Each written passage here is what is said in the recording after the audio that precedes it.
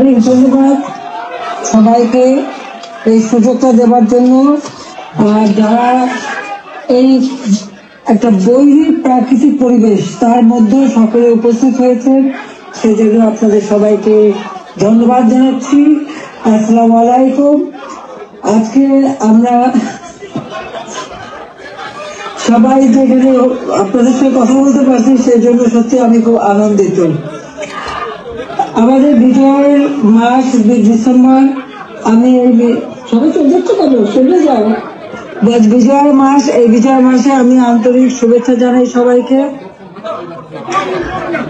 আমরা অন্তত এটুকু বলতে পারি যে আজকে আমরা বিজয় দিবসটা আমার একটা অবস্থা পরিবেশে পালন করছি যেখানে মানুষের কথা বলার অধিকার নাই, ন্যায় বিচার করার অধিকার নাই,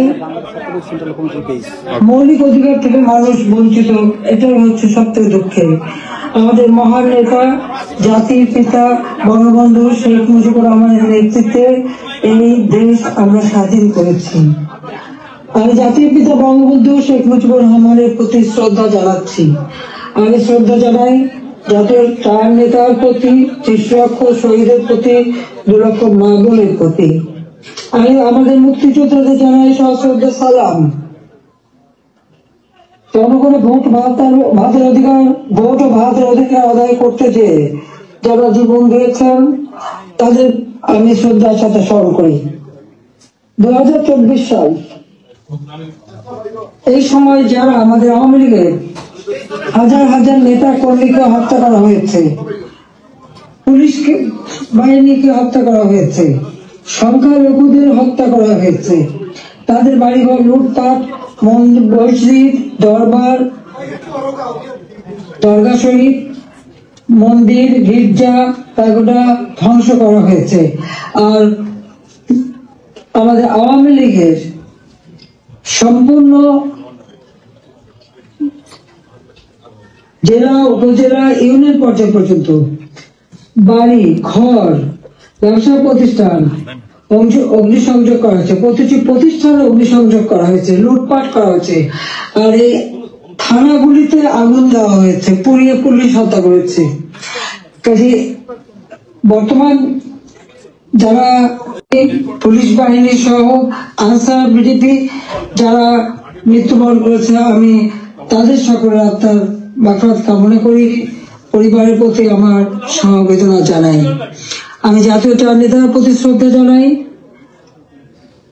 15 আগস্ট বাঙালির জীবনটা কলঙ্ক, মা ভাই সকলকে, আমার মা বেগম ফজিলাতুন্নেসা, আমার 3 ভাই কামাল জামাল রাসেল, কামাল জামালের নগর পরিতবধূ সুলতানা রোজি, আমার একমাত্র চাচা শেখ আবু নাসের,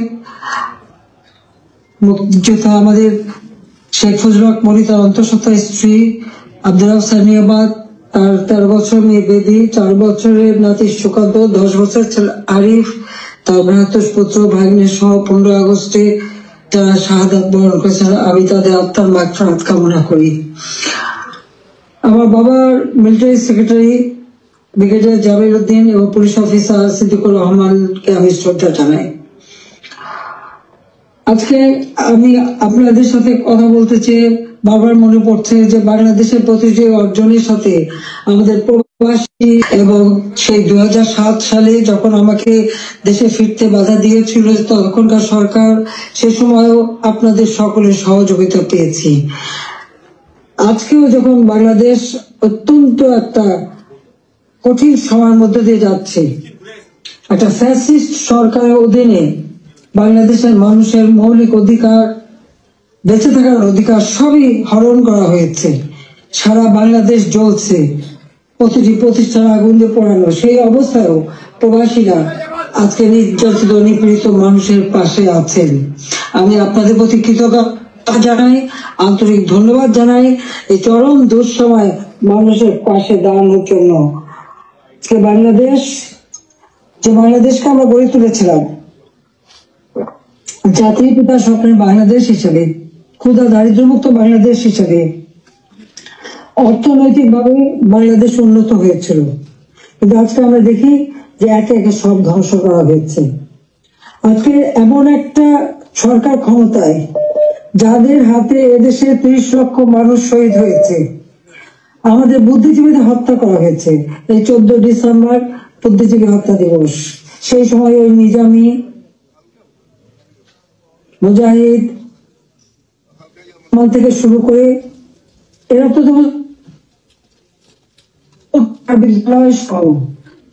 বিশ্ববিদ্যালয় থেকে শিক্ষক, ইঞ্জিনিয়ার, ডাক্তার সকল বুদ্ধিজীবীদেরকে তুলে নিয়ে যে নির্মমভাবে হত্যা করা হয়। বাংলাদেশকে মেধাশূন্য করার একটা চেষ্টা করা হয়েছিল সেই সময়।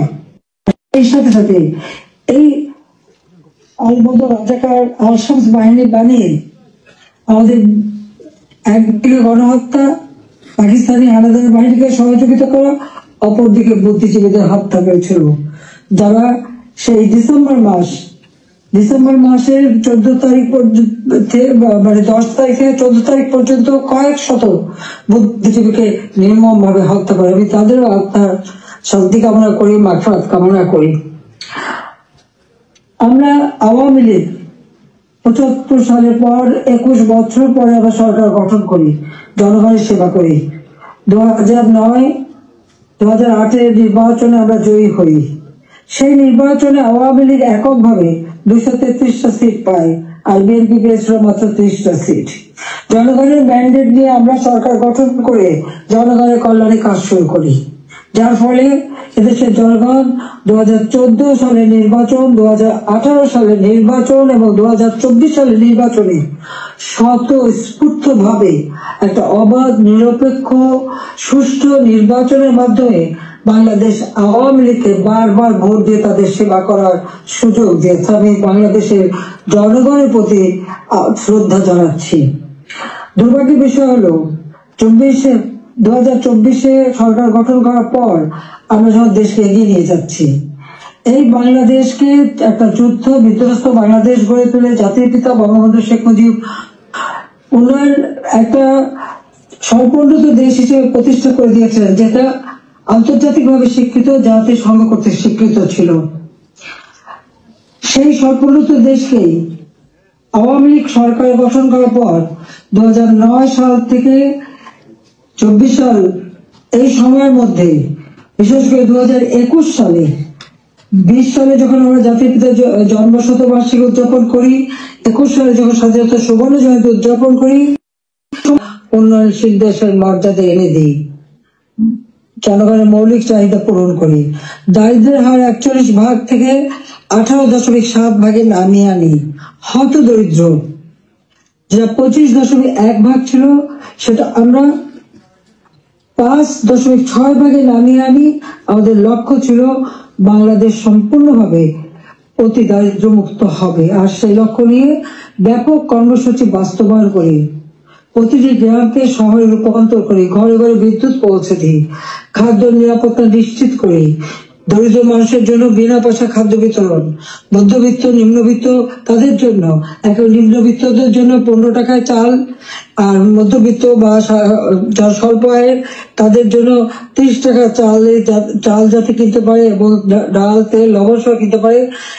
1 কোটি পারিবারিক কার্ড আমরা তৈরি করে দিই টিসিবির মাধ্যমে, যাতে যারা ফিক্সড ইনকাম গ্রুপ, সীমিত আয়ের মধ্যে দিয়ে চলতে হয়, তাদের জন্য এই দ্রব্যমূল্যের উচ্চ মূল্যে তাদের জন্য কোনো মতে কষ্ট না পায়, সেদিকে লক্ষ্য রেখে আমরা সেই পদক্ষেপ নিয়েছিলাম।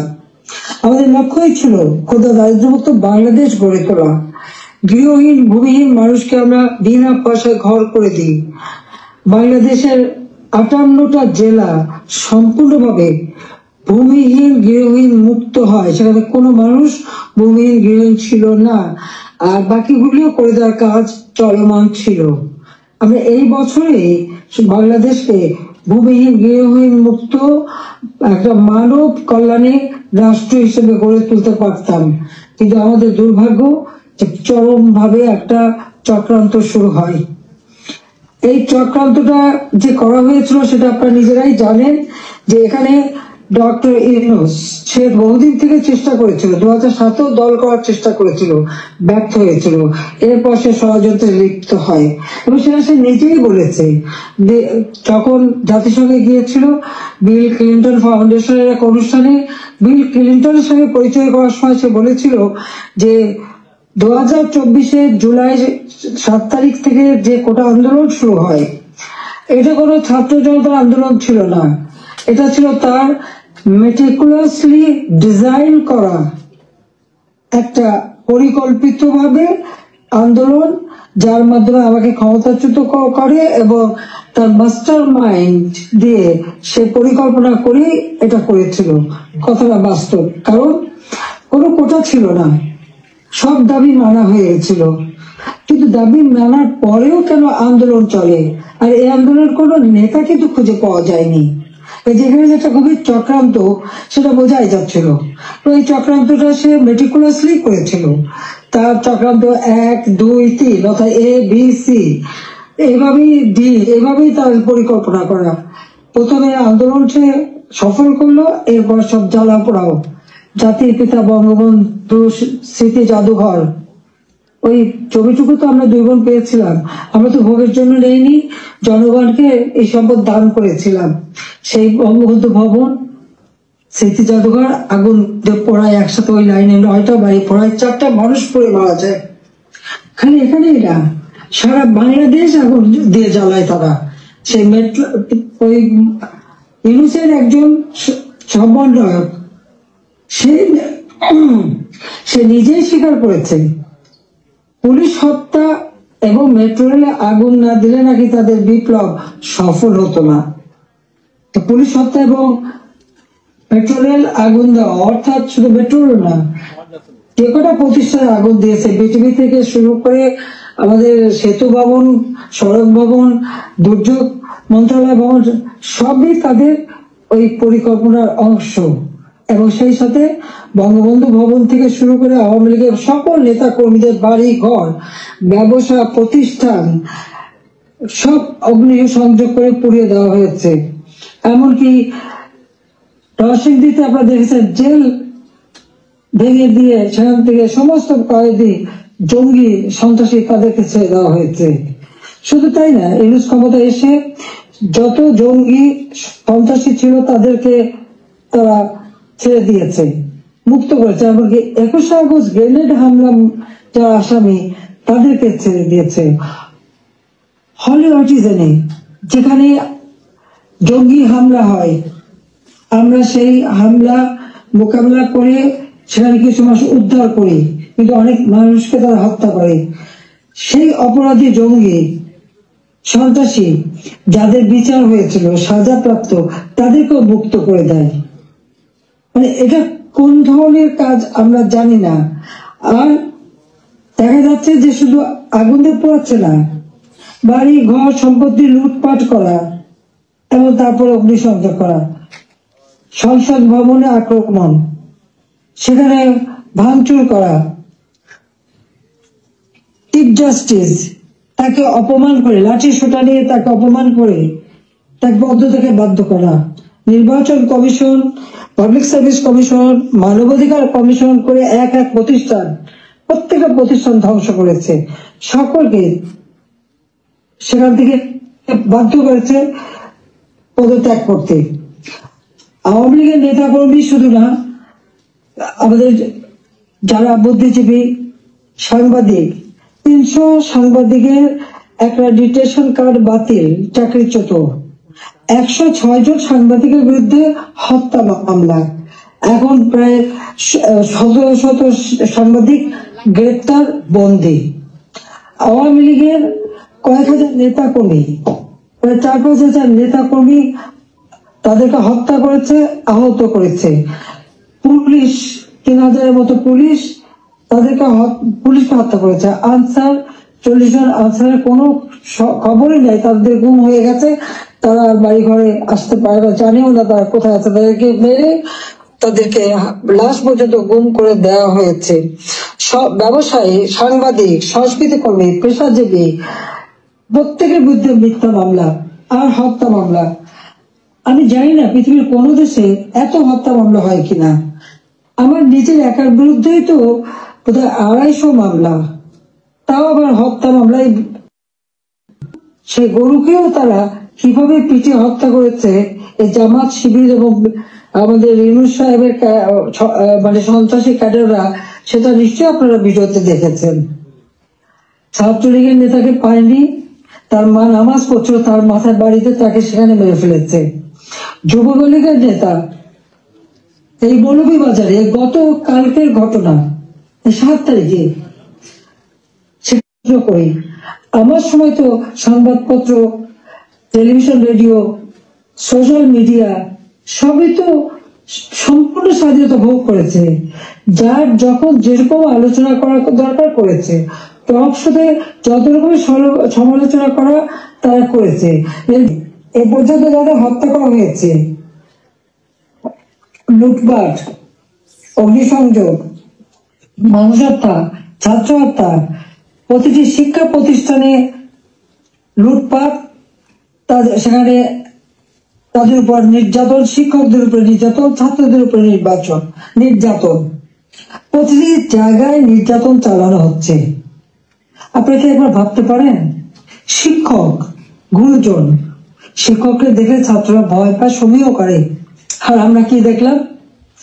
আমাদের মানে নোবেলের ট্রেনিং, কম্পিউটার ট্রেনিং এবং ইনকিউবেশন সেন্টার করে দিয়েছে, হাইটেক পার্ক করেছি, বঙ্গবন্ধু স্যাটেলাইট উৎক্ষেপণ করেছি, কর্মসংস্থান গ্রাম পর্যায় পর্যন্ত ওয়াইফাই কানেকশন, ব্রডব্যান্ড কানেকশন আমরা দিয়েছি, মানুষ কাজ করে খেতে পারে, ট্রেনিং দিচ্ছি।